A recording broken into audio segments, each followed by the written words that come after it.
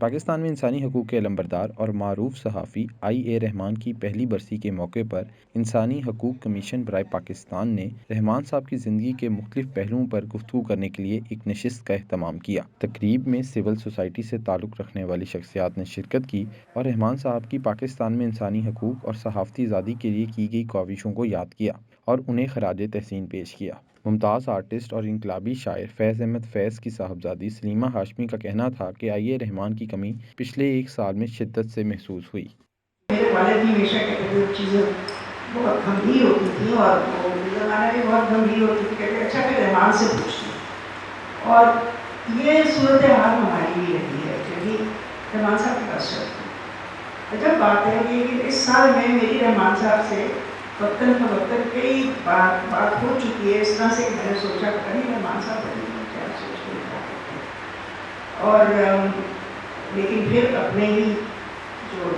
تھوڑی بہت جو سمجھ بوجھ ہے اس کے حساب سے کوشش کی کہ کچھ سمجھنے کی ہمت کرے انسان، کچھ دوستوں سے بات کرے اور کوشش کرے کہ ہم ہی لوگ جو ہیں تاریخ کے اوپر جو ہم ایسی گرفت نہیں رکھتے جو کہ رحمان صاحب رکھتے ہیں۔ اور کیونکہ جب بھی کوئی کسی چیز کا ذکر ہوتا تھا تو ہمیشہ کوئی پرانی بات بتاتے تھے یا کوئی ایسا واقعہ کوٹ کرتے تھے جس میں آپ کو وہ کمیاں ملتی ہی کرتی۔ سماجی کارکن محمد تحسین کے مطابق رحمان صاحب کی جدوجہد کو نئی نسل تک منتقل کرنے کی بہت ضرورت ہے۔ میں سمجھتا ہوں سب بہت ہی خوش قسمت، یقین کریں، اور مجھے دکھ ہوتا ہے یہ بات کہتے ہوئے کہ جو ہمارے ینگ لوگ ہیں ہم کوشش کر کے بھی ان کو رحمان صاحب کی وہ تمام باتیں، وہ تمام عقل، وہ تمام علم، وہ تمام اسٹرگل، وہ کس کس لمحے کس کس سے الجھے، کس کس کو انہوں نے شکست دی، کس طرح کا جرنلزم کیا، کس کس سے نیٹ انقلاب لے کے غلام اسحاق کے پوسٹر کے پیچھے چھپ کر کے جا کے وہاں بیٹھ کے بیوروکریسی میں کس کس کو انہوں نے آرگیومنٹس میں شکست دی، ہم نہیں بتا سکیں گے۔ سینٹر فار سوشل جسٹس کے ایگزیکٹو ڈائریکٹر پیٹر جیکب کے مطابق اگر آج آئی رحمان زندہ ہوتے تو ہمیں یہ طرز ضرور دیتے کہ کبھی بھی غیر جمہوری قوتوں سے ہاتھ نہیں ملانا۔ آج بھی اگر رحمان صاحب ہوتے تو میرا خیال ہے کہ ان کے کالم کا عنوان یہی ہوتا کہ جمہوریت کا اگلا قدم کیا ہوگا۔ جمہوریت کا اگلا قدم کیا ہوگا، اس میں یہ وہ بتاتے کہ اس سے بیشتر جتنی مرتبہ اس طرح کی صورتحال ایمرج ہوئی ہے تو اس کو کیسے ٹیکل کیا گیا، کون سی فورسز تھیں جنہوں نے یہ کیا۔ وہ یہ کرتے کہ بلاخر ایکشن پوائنٹس میں ڈوز اینڈ ڈونٹس آئیڈینٹیفائی کرتے کہ کیا ہم نے نہیں کرنا۔ مثال کے طور پر آج ہوتے تو وہ یہی کہتے کہ آپ نے جو ڈیموکریٹک فورسز ہیں ان کے ساتھ تو کام کرنا ہے، جو ان ڈیموکریٹک ہیں ان کے ساتھ امید نہیں لگانی۔ انسانی حقوقی کارکن خاور ممتاز کا کہنا تھا کہ رحمان صاحب کی سوچ اور مقصد میں کلیئرٹی بہت زیادہ تھی۔ تو بہت سارے جو مل کے کام کرتے ہیں اور اس کی جو ایک بانڈنگ ہوتی ہے اور اس کی جو یادداشت ہوتی ہے اور یادیں ہیں اور وہ بہت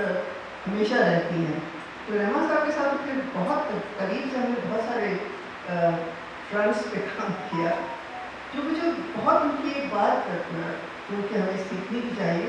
کہ وہ کس طرح سے بالکل ایسے فورم پہ بیٹھ کے جہاں پر ان کے آس پاس ایسے لوگ ہیں جن کی ان سے سوچ بالکل بھی مطابقت نہیں رکھتی، اس میں بیٹھ کے وہ اپنا پوائنٹ آف ویو اتنے لحاظ سے اور طریقے سے پیش کرتے تھے کہ وہ ہم لوگ اس طرح کی بات نہیں کر سکتے، یا تو ہم گھر سے کہہ دیتے ہیں یا ایلینیٹ کرتے ہیں۔ وہ ان کا جو طریقہ تھا اس کو ایلینیشن نہیں ہوتی۔ آئی رحمان کے درینہ ساتھی علی رضا نے اپنی یادداشتوں کو ٹٹولتے ہوئے کہا کہ انہوں نے اپنی عملی زندگی کا آغاز رحمان صاحب کی زیر نگرانی ہی کیا تھا۔ جو ان کی زندگی سے جو حاصل کیا وہ میرے پاس الفاظ نہیں کہ میں بتا سکوں، اور ہر شعبے میں زندگی کے بارے میں جو کچھ کیا، جو حاصل کیا، وہ یہ نہیں ہے کہ جی یہ چیز سکھا دی یا یہ کر دی یا یہ درستگی کر دی مضمون کی یا انگریزی کی یا گائیڈ کر دیا، بلکہ زندگی اصل میں انہوں نے بہت سکھایا۔ تقریب میں آئی اے رحمان کے اہل خانہ نے بھی شرکت کی اور رحمان صاحب کی زندگی کے نجی حوالوں سے انہیں یاد کیا۔ آئی اے رحمان کے صاحبزادے اور سینئر صحافی اشر رحمان کا کہنا تھا کہ وہ بطور بیٹا اپنے والد کے ساتھ علمی اختلاف کرنا چاہتے تھے، مگر ان کی بلند شخصیت کی وجہ سے وہ اس حق سے محروم رہے۔ ایک بیٹے کا جو رائٹ ہے ٹو ڈسینٹ، جو اس کو مزہ آتا ہے اس پر، یہ تو لکھ لیا آپ نے، جیسے آپ میری ڈونڈے لکھتے ہیں نا تو آپ اپنی پوری بات لکھ لیتے ہیں تو اس میں کہتے ہیں اس میں بیلنس ڈال، بس بیلنس ڈالنا رہ گیا۔ اسی طرح رائٹ ٹو ڈسینٹ کی ان سے مخالفت تو کرنی ہے، وہ تو ہمارا رائٹ ہے، جنریشنل بھی اور as a father son relationship بھی ہے۔ اس میں پھر ساری جو ہماری جو تحریریں ہیں وہ اتنی گنجلک ہو جاتی تھی، ایمبیگوس ہو جاتی تھی کہ لوگوں کو سمجھ ہی نہیں آتی، تو بہت مشکل تھا رحمان صاحب کے ساتھ رہنا، ان جیسا بننا۔ پھر آخر میں آپ کو یہ کہنا پڑتا تھا کہ ہم ایسا نہیں بن سکتے، جو آپ کرتے ہیں یہ ٹھیک نہیں ہے، اور اس سے کم روپے بھی گزارا کیا جا سکتا ہے، اس کے بغیر علاوہ بھی بہت ساری چیزیں جو آپ کر سکتے ہیں۔ آئی اے رحمان کی صاحبزادی اور پوتی نے بھی رحمان صاحب کی یادوں کو تازہ کیا۔ میرے گھر آئے، میں نے کچھ پکایا ہوا ہے، میں نے وہ اچھا نہیں بنا، میں نے کہا بجی یہ صحیح نہیں بنا، کچن میں آ کے اس کو دیکھیں، اس میں فلاں چیز ڈال دیجیے ٹھیک ہو جائے گا۔ اور اب مطلب کوئی ایسی چیز ہی نہیں۔ میں آج رابی کو کہہ رہی تھی کہ میں نے ابا سے کیا کیا نہیں منگوایا۔ ایک دن میں بہت رو کے کالج سے آئی اور میں نے ابا کو کہا کہ میرا تو دن بہت ہی برا گزرا اور میڈیکل کالج ہے اور بہت ہی ہمیں تنگ کرتے ہیں۔ تو ابا نے کہا کہ اچھا میں آپ کو بتاتا ہوں، میں آپ کا دادا نہیں ہوں، میں آپ کا دوست ہوں۔